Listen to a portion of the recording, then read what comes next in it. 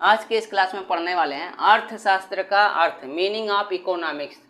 ठीक है, इकोनॉमिक्स का मीनिंग क्या होता है या अर्थशास्त्र होता क्या है, इसके बारे में जो है डिटेल में इस क्लास में पढ़ेंगे। देखो, अंग्रेजी भाषा के जो इकोनॉमिक्स शब्द है इसकी उत्पत्ति जो है लैटिन शब्द इकोनॉमिका या ग्रीक शब्द जो है ओकोनोमिया से हुई है। ओकोनोमिया ओकोनोमिया जो है दो शब्दों से मिलकर बना है। ओक्यास अर्थात क्या हो जाएगा, गृह, तथा जो है नोमास अर्थात जो है नियम के मेल से बना है। और इस तरह जो है इसका अर्थ क्या होगा, इस तरह इसका अर्थ हो जाएगा गृह प्रबंध हो जाएगा। ठीक है, इस तरह जो है इसका अर्थ क्या हो जाएगा, इस तरह इसका अर्थ है गृह प्रबंध हो जाएगा। और प्रत्येक गृहस्थ की आवश्यकताएं क्या हैं, असीमित हैं। जितने भी गृहस्थ लोग होते हैं उनकी आवश्यकताएं असीमित होती हैं, परंतु उन्हें संतुष्ट करने वाले अधिकतर जो साधन हैं जैसे कपड़ा, भोजन आदि सीमित होते हैं। ठीक है, और आवश्यकताएं असीमित हैं लेकिन उन्हें संतुष्ट करने वाले जो साधन हैं जैसे कपड़ा हो गया, भोजन हो गया आदि क्या हैं, वो सीमित होती हैं। और इन सीमित साधनों को क्या कहा जाता है, इन सीमित साधनों को धन या वेल्थ कहा जाता है। ठीक है, इन सीमित साधनों को क्या कहते हैं, धन कहा जाता है, वेल्थ कहा जाता है। और प्रत्येक गृहस्थ क्या करता है, अपने धन का इस प्रकार उचित प्रयोग करना चाहेगा कि वह अपने अधिक से अधिक आवश्यकताओं को क्या करे, संतुष्ट कर सके, पूरा कर सके। ठीक है, तो प्रत्येक गृहस्थ क्या चाहेगा कि जो भी उसकी आवश्यकताएं हैं या धन है, जो भी उसके पास धन है उसका क्या करे, अच्छे तरीके से प्रयोग कर सके और उसकी आवश्यकताएं भी क्या हो, पूरी हो जाएं। इस उद्देश्य की प्राप्ति के लिए उसे अर्थशास्त्र के अध्ययन की आवश्यकता होगी। ठीक है, अपनी आवश्यकताओं को पूरा करने के लिए गृहस्थ को क्या करना चाहिए, उन्हें अर्थशास्त्र एक बार जरूर पढ़ना चाहिए।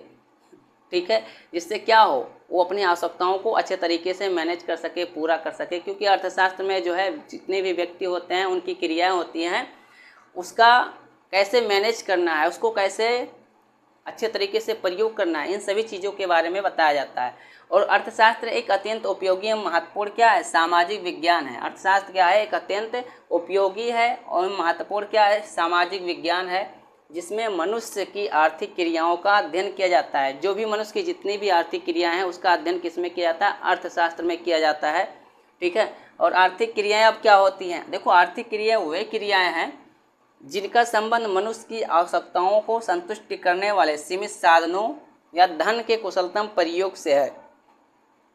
आर्थिक क्रियाएं क्या होती है कि जिनका संबंध जो है मनुष्य की जो भी आवश्यकताएं हैं उनको संतुष्ट करने के लिए, पूरा करने के लिए सीमित साधनों या धन का क्या करना है, कुशलतम प्रयोग, अच्छे तरीके से प्रयोग करने से है या उपयोग करने से है। तो देखो, अर्थशास्त्र जो है मनुष्य के उन कार्यों का अध्ययन है। अर्थशास्त्र क्या है, उन कार्यों का अध्ययन है जिनका संबंध जो है असीमित आवश्यकताओं को संतुष्ट करने के लिए, जो भी उनकी असीमित आवश्यकताएं हैं उन्हें संतुष्ट करने के लिए सीमित साधनों का अच्छे तरीके से प्रयोग करने से है। हिस्ट्री ऑफ इकोनॉमिक्स, देखो अर्थशास्त्र का इतिहास क्या रहा है इसके बारे में जानेंगे। तो भारत में जो है चंद्रगुप्त मौर्य के शासनकाल में कौटिल्य ने अर्थशास्त्र की रचना की थी। देखो, कौटिल्य को चाणक्य के नाम से जानते हैं। जब चंद्रगुप्त मौर्य का शासनकाल था तो उस समय चाणक्य जी ने अर्थशास्त्र की रचना की थी। परंतु इस पुस्तक में अर्थशास्त्र और राजनीति शास्त्र दोनों ही विचार सम्मिलित थे। इसमें क्या हुआ कि जो रचना जो है चाणक्य जी ने किया था अर्थशास्त्र की, उसमें राजनीति शास्त्र और अर्थशास्त्र दोनों सम्मिलित थे। ठीक है, अरस्तु ने अपने ग्रंथ इकोनॉमिका में अर्थशास्त्र को परिभाषित करने का प्रयास किया है या प्रयत्न किया है। इन्होंने अर्थशास्त्र को हाउस होल्ड मैनेजमेंट, गृह प्रबंध नाम दिया। देखो, अरस्तु ने अर्थशास्त्र को क्या कहा, हाउस होल्ड मैनेजमेंट। विद्वतापूर्ण विषय के रूप में अर्थशास्त्र की आयु जो है केवल 200 वर्ष है। अर्थशास्त्र का आज हम जिस रूप में अध्ययन करते हैं वह आधुनिक अर्थशास्त्र के पिता या जनक एडम स्मिथ की देन है। ठीक है, आधुनिक अर्थशास्त्र के पिता कौन है, एडम स्मिथ हैं।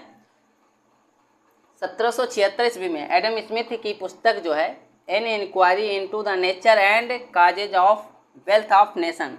ठीक है, इनकी पुस्तक का नाम क्या हो जाएगा, एडम स्मिथ के पुस्तक का नाम है वेल्थ ऑफ नेशन के प्रकाशन के साथ अर्थशास्त्र का एक विज्ञान के रूप में विकास आरंभ हुआ। ठीक है, प्रकाशन जब इन्होंने किया वेल्थ ऑफ नेशन का, तो अर्थशास्त्र का विकास तो हुआ लेकिन क्या हो, विज्ञान के रूप में इसका विकास आरंभ हुआ।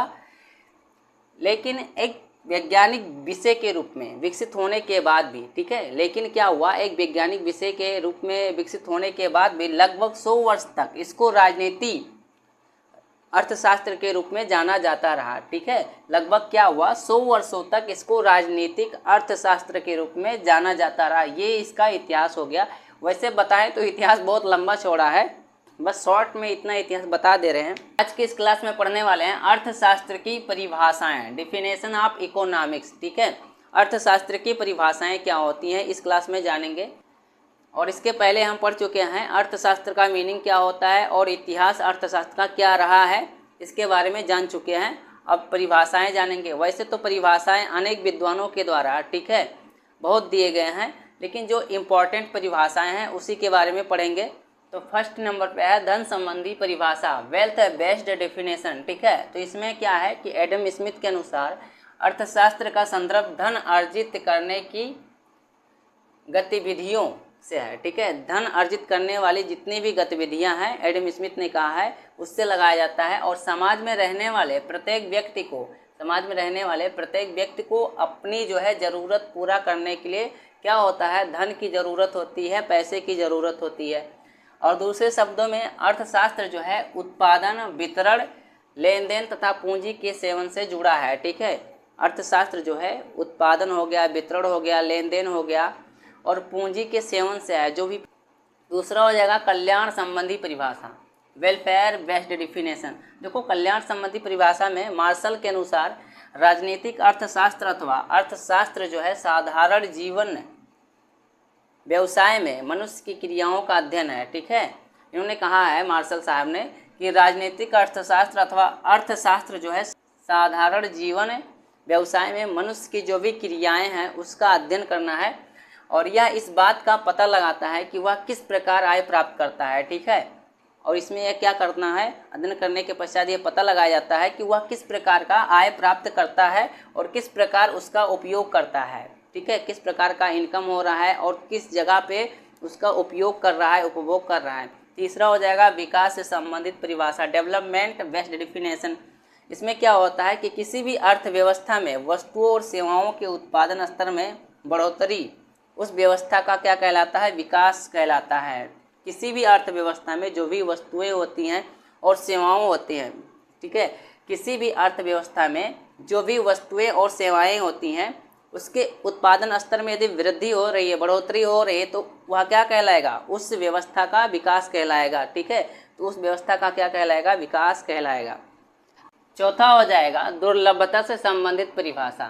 ठीक है, इसमें क्या है कि लॉर्ड रॉबिन्स के अनुसार इन्होंने कहा है कि अर्थशास्त्र वह विज्ञान है जो लक्ष्यों तथा वैकल्पिक उपयोग वाले सीमित साधनों के संबंध में, जितने भी वैकल्पिक उपयोग वाले सीमित साधन है उसके संबंध के रूप में मानव व्यवहार का अध्ययन किया जाता है। ठीक है, मानव का व्यवहार कैसा है उसका अध्ययन किया जाता है। अब निष्कर्ष क्या निकलता है, अर्थशास्त्र वह शास्त्र है जिसमें मनुष्य की आवश्यकताओं की अधिकतम जो है संतुष्टि, मनुष्य की आवश्यकताओं की क्या होना चाहिए, अधिकतम संतुष्टि या कल्याण बढ़ाने, ठीक है, या उसका कल्याण करने के लिए तथा आर्थिक विकास के लिए अनेक उपयोगों वाले सीमित साधनों के, जितने भी उसके उपयोग वाले सीमित साधन हैं उसका कुशलतम उपभोग करना, उत्पादन तथा विनिमय से संबंधित कार्यों का अध्ययन किया जाता है।